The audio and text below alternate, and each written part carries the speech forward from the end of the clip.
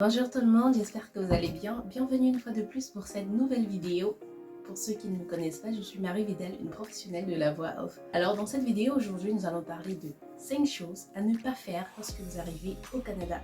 Beaucoup de personnes parlent d'immigration canadienne, comment venir au Canada, comment faire sa procédure d'immigration. Rassurez-vous, dans cette chaîne, je ne vais pas en parler parce que je fais des vidéos pour des personnes qui sont déjà dans des procédures. Donc, je n'accompagne personne et je fais des vidéos également pour des personnes qui sont déjà sur le territoire canadien.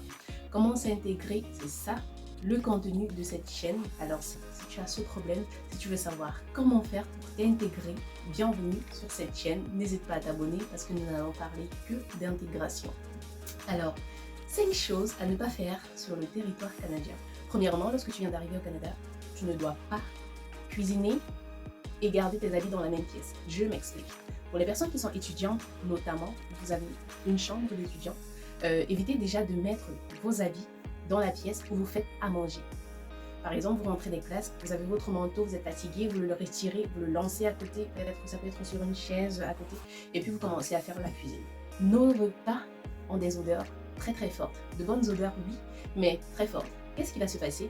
L'odeur va rentrer sur ton habit et une fois que tu vas le porter le lendemain, qu'est-ce qui se passera? On va te dire que tu sens mauvais.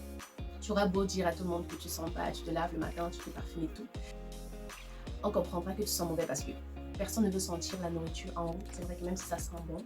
Et surtout qu'un habit qui a dormi avec de la nourriture, c'est sûr que ça ne sent pas bon, ça sent mauvais.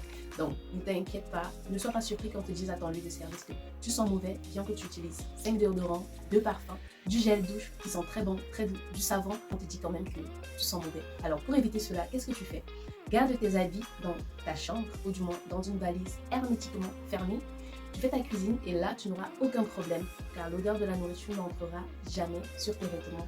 Ça, c'était la règle numéro 1. La règle numéro 2, tu n'as pas besoin de raconter toute ta vie à quelqu'un que tu rencontres dans la rue. Je sais qu'ici au Canada, en Afrique, nous avons ce côté qu'on dit confidentialité, la vie privée. Au Canada aussi, c'est facile, c'est possible, mais c'est aussi très facile de voir quelqu'un dans la rue pour une première fois et la personne te demande hey, c'est quoi ton âge? Et tu viens d'où?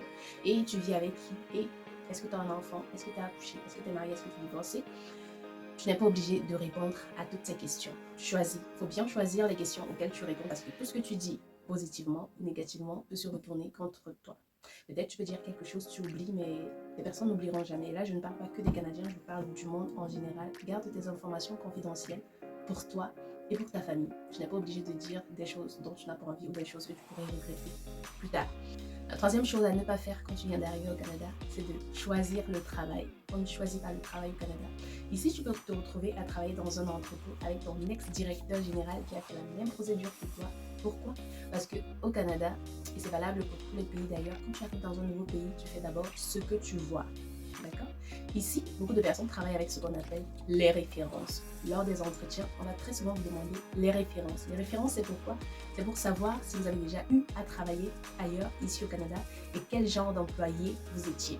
Alors, si tu es du genre à refuser tous les emplois qui se proposent à toi parce que tu te dis supérieur pour ce genre de poste, parce que tu te dis que ces postes ne sont pas à ta hauteur, parce que tu te dis que ce ne sont pas des postes faits pour toi, ok, tu n'auras jamais de référence. Et si tu n'as pas de référence, tu auras du mal à trouver un employeur qui pourra te faire confiance et à trouver un employeur qui pourra te confier ton premier emploi. Donc, si tu es venu en tant que médecin, c'est sûr que, du moins, il y a de fortes chances que tu n'exerces pas directement dans la médecine, que ton premier emploi soit peut-être un job au McDo, que ton premier emploi soit peut-être un job dans un entrepôt, laver des assiettes dans un restaurant, ou que ton premier emploi soit peut-être le service ménager, comme aussi tu peux avoir de la chance de trouver un emploi qui te convient directement. Quatrième des choses, lorsque vous arrivez au Canada ou dans n'importe quel autre pays étranger, évitez de trop rapidement vous inscrire sur les sites de rencontres. Pourquoi? Parce que vous venez d'arriver dans un pays, vous n'avez pas de repères, donc vous allez faire des rencontres, on va vous inviter, il y a des parties, vous ne maîtrisez même pas la vie et c'est facile de vous amener quelque part, vous ne savez pas, de vous faire des choses tout simplement atroces. On ne le souhaite pas, mais ça peut arriver, soyez prudents. Lorsque vous sortez avec une personne qui vous est inconnue, première des choses, vous devez avoir la photo de la personne pour envoyer à l'un de vos proches. Une personne doit toujours savoir avec qui vous sortez. Deuxième des choses, vous devez, si la personne est véhiculée, filmer la plaque d'immatriculation et envoyer à l'un de vos proches. Et si vous ne pouvez pas filmer la plaque d'immatriculation par discrétion ou par peur, vous pouvez la mémoriser, ce n'est pas long. Je crois que c'est généralement 6 caractères et même si c'était 15 caractères, vous pouvez retenir et écrire à l'un de vos proches, ou alors écrire en même temps que vous le voyez, c'est très facile. Ou aussi, vous pouvez avoir l'adresse de l'endroit où vous êtes en train de partir. Vous écrivez à l'un de vos proches, je suis en train d'aller à tel endroit. C'est qui est-ce que vous avez le prénom de la personne? Après, ça peut être un faux prénom. Mais au moins, si vous dites à quel endroit est-ce que vous êtes en train d'aller, ça peut déjà aider. Donc, c'est ça. La cinquième des choses à ne pas faire quand vous venez d'arriver, c'est de convertir la monnaie. C'est très important. Ne convertis pas la monnaie, tu vas le regretter. C'est-à-dire, tu vas à l'épicerie, tu vois par exemple, on vend un paquet de tomates à 3 euros. Et toi, qu'est-ce que tu fais? Tu prends ta calculatrice. Ta calculatrice est ton prénom.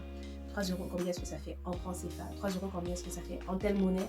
Dépendamment du pays d'où tu viens, tu commences à convertir rapidement et tu te dis non, mais acheter ça à tel montant, non, jamais. Si tu le fais, tu ne vivras jamais, jamais, jamais ici de manière tranquille. Comprenez que vous ne pouvez pas vivre au Canada et dépenser en francs CFA. Donc, vous ne pouvez pas gagner un salaire en dollars et le dépenser en francs CFA. On le gagne en dollars, on le dépense en dollars. Donc, évitez de convertir parce que ça ne vous avancera pas tout simplement. La sixième des choses à éviter de faire lorsque vous êtes dans un pays étranger, que ce soit le Canada ou n'importe quel autre pays, c'est éviter de trop rapidement envoyer de l'argent en Afrique. Je ne dis pas de ne pas envoyer, mais envoyer à un rythme assez... pas tout le temps. Pas tout le temps. Pourquoi je le dis? Parce que très souvent, lorsque on est à l'étranger, on a tout le monde qui va venir nous demander de l'aide. S'il te plaît, je veux ça, parce que tout le monde va commencer à convertir ton salaire, même pour ceux qui ne savent pas combien tu gagnes.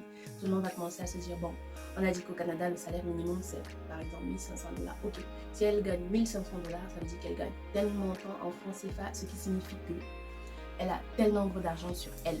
Ok, même si son salaire coûte tel montant, donc vous aurez des comptables de partout. Même si son salaire coûte tel montant, ce qui est sur son loyer, s'il est trop élevé, c'est tant. Si elle mange trop par mois, c'est tant. Ok, il lui reste quand même 500 dollars. Qu'est-ce qu'elle fait avec? Ok, je vais lui poser mon problème. S'il te plaît, j'ai besoin de 30 000 francs. S'il te plaît, j'ai besoin de 20 000 j'ai besoin de 20 000 francs. Et la personne va directement convertir. Ok, 20 000 francs, ça fait combien en dollars canadiens? Ok, on est à 44 dollars canadiens. Mais si elle a 500 dollars, est-ce que c'est 44 dollars qui vont la dépasser? Non.